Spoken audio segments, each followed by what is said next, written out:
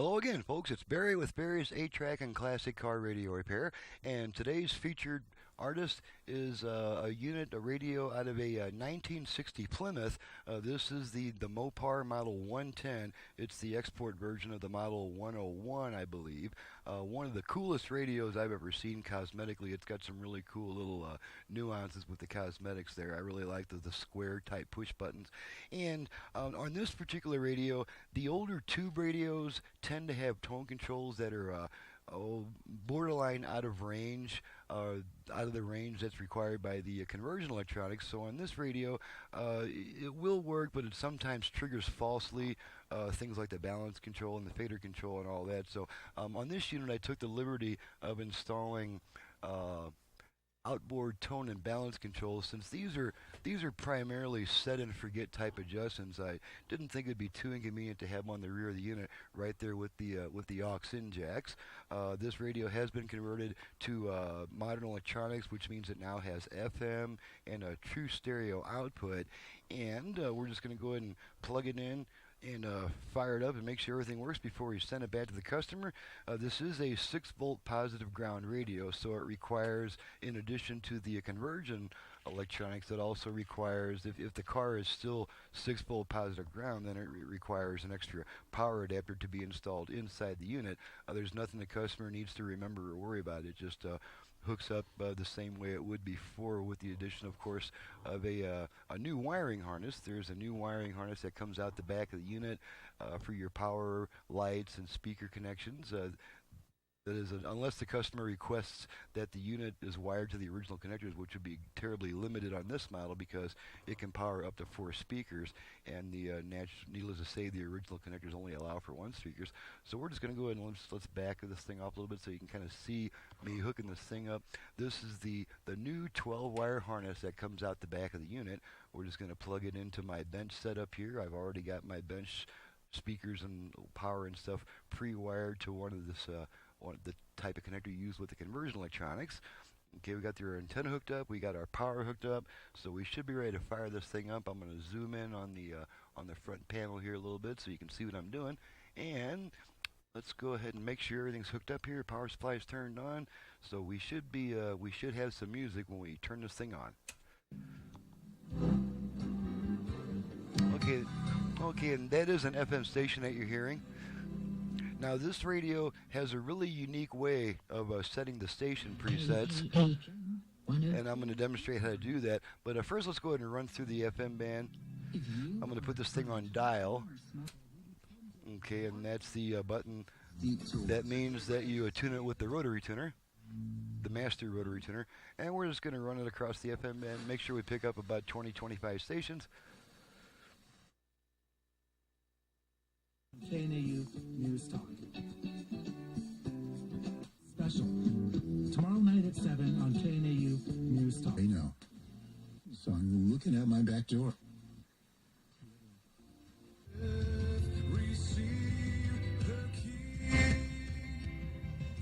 From the first song to the last, it's time for It's the... There's a Christian. Now, this also leads... In the middle of the night. Private labeling. 2 locations to serve you better. Arizona Focus. If you have a community...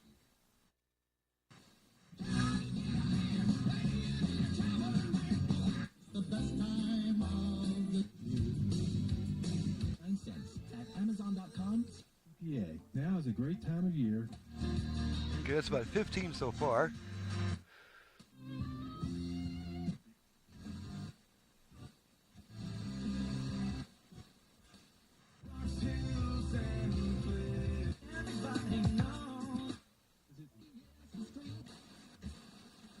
Is their latest innovation. Doubling the tax credit. I'll say this, actually...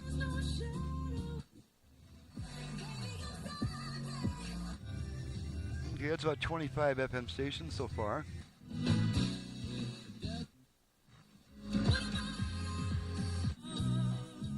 That's probably the last one, the Spanish station. So that's about 28 FM stations we're picking up. Let's switch it over to AM real quick. And on the conversion, we do that by turning the radio off and then right back on.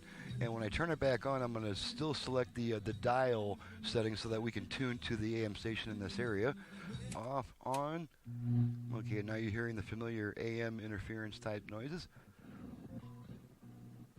Should pick up an AM station around 1,000. Alone. Valley of Lights, which is a spectacular Christmas display. Okay, and that's my brother.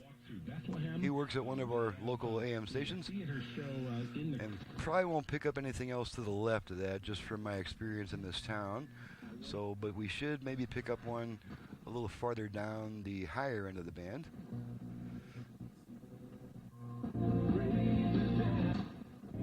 Okay, and there's that one.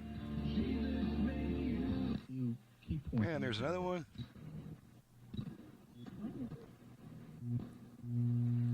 Okay, now let's go ahead and switch it back to FM. And I do have all 5 of these presets set to FM stations, so we're going to go ahead and turn it off, back on quickly. Transform a room, and they're looking for a new paint. You'll just run across all the presets.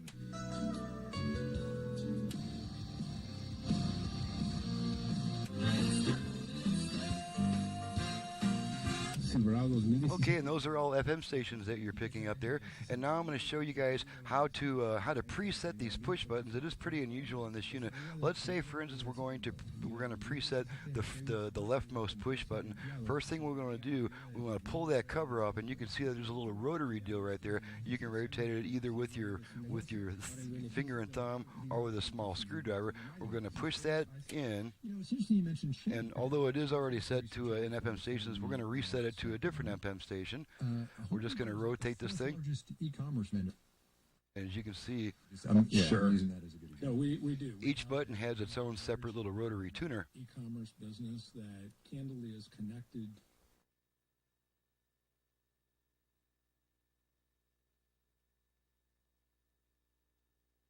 Looks like I'm already at the higher end of the range of that preset, so we'll just go back through them. Experience in most, it's on, when they're sitting on their couch. The shopping. Will be upon his shoulders, and he shall be called Wonderful.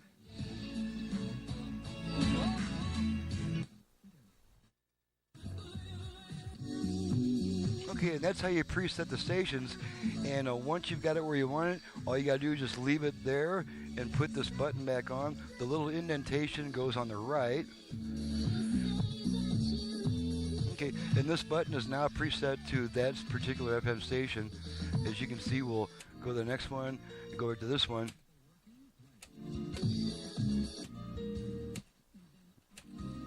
Okay, and I didn't quite achieve the lock-in range on this, so we'll just retune it a little bit, just a little touch here. Okay, we'll try it one more time. The lock-in range is pretty narrow on the conversion. I'm feeling good with your.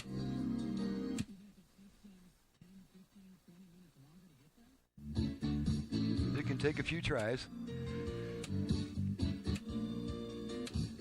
Okay, and now we have it reliably on that station.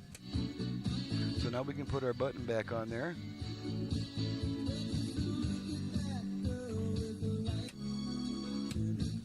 We're open right up until. Okay, and each push button will only give you the range that's roughly in that area. In other words, this leftmost push button will only tune the range from the left end of the dial to about maybe the center of the dial. In other words, they don't all tune over the entire range. So that kind of makes sense there. The rightmost push button will only tune to stations roughly in the right area of the dial. So it makes it kind of easy to remember. And then, of course, the push button that says dial, that's the one that allows you to retune the station to what the dial says. And so that can more or less be considered a preset also, because 30 carriers. it'll stay on the station, roughly on the station that you tune into the dial. First comp. Photo. Now this station's got a pretty narrow locking range, so we'll try a different one here. Sometimes you may have to... 7730 for the best. Okay, and now it's consistently going to that spot. The lock-in range on the conversion is narrower but stronger, meaning that when you tune across the dial with the conversion, the station won't slowly fade in and slowly fade out. It's more likely to kind of snap in and then snap out. So the lock-in range is a little bit narrower than it would have been on the older analog tuner. So it can sometimes take a couple tries to get your push-button preset right to the center of that lock-in range. But once you do get it set, then of course it'll stay on that setting. Okay, so we'll go back through the entire list of FM station presets just for fun. And as you can see, the first 5 push buttons do not move the pointer. They are set strictly to their own rotary tuners inside. This is 3. Turn sugar. Okay, and that's the preset that we selected with our dial that we can change any time without having to pull any of those covers off. Okay, so now we're just going to test our balance control real quick, make sure that does what it's supposed to do. There's a balance to the left, and we'll even bring our output level meters in the picture so you can see that going on. Okay, bring our radio back into the picture if we can do that. There we are. And we're just going to rotate our balance control, make sure it goes where it's supposed to go. It's set to the left at the moment. Now we're going to set it to the right side. Oh, wrong control. We're going to set our balance control to the right.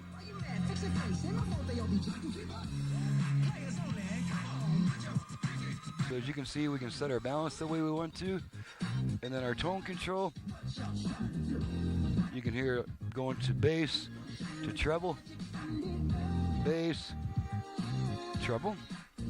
Okay, and that takes care of all the functions. The entire radio is working properly. We're picking up about somewhere between 25 and 30 FM stations. We can set all the presets to whichever station we want. Incidentally, you can also preset your presets to AM stations. Okay, and once more we'll go from FM to AM, which means we turn the unit off and then right back on. And of course we'll need to preset our AM station. We'll be talking more And there's our on Monday's show, won't you, Jerry? and that's my brother again on our AM station. Go back to FM. And we are now back on the FM band. So the important thing to remember is on this particular radio, you turn the unit off and on using these push buttons. There is no snap on the volume control to turn it off and on. That's all done here. There's an off button. The leftmost button is the off button, and let's go back to your leftmost button on these older Mopars is the off button. The next 5 are your station presets, and then the last one is the dial tuning, and pressing any one of these turns the radio on.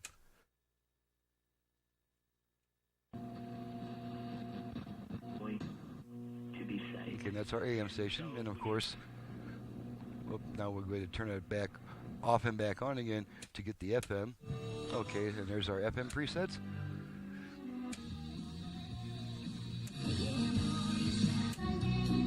Okay, and the only thing we have not tested is the dial lamps. So let's go ahead and check those, make sure they turn on and off. You can see them turning on and off.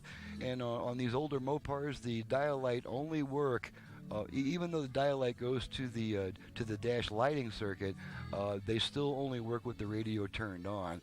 So as you can see, we're energizing our dial lamps, and they're coming on and off as they're supposed to. So that concludes a test on this really super cool Mopar Model 110, I believe it is. Yeah, I'm sorry, Model 810. This is the Model 810, the export version of the Model 801. So on that happy note, we're going to go back to my face. I'm going to bid you guys a fond farewell and get on to the next video. This is Barry with Barry's 8-Track and Classic Car Radio Repair. As you just saw, I make FM conversions on classic car AM radios. We can also add features such as Bluetooth, USB reader, auxiliary input. We have not tested the aux input yet, so let's do that real quick. Turn the radio back on. And we're going to test our aux input real quick. I'm just going to feed a quick tone into the aux jacks, and the radio should automatically switch over. Okay, there's our aux tone coming in on the right. aux tone coming in on the left. As you can see, the radio has automatically switched over. Now, the radio won't come back automatically after using the aux input for 20 seconds. If you don't like that delay, all you got to do is just turn it off and then right back on. It cancels that delay, so we'll try that right now. Off, on. Okay, and we're back on the... and that delay's been canceled. We canceled it out by turning it off and back on. So that concludes the test. Everything is working properly, and we can go back to me. Again, this is Barry with Barry's 8-Track and Classic Car Radio Repair. Sorry about the obviously unrehearsed nature of this video. We do FM conversions on classic car AM radios.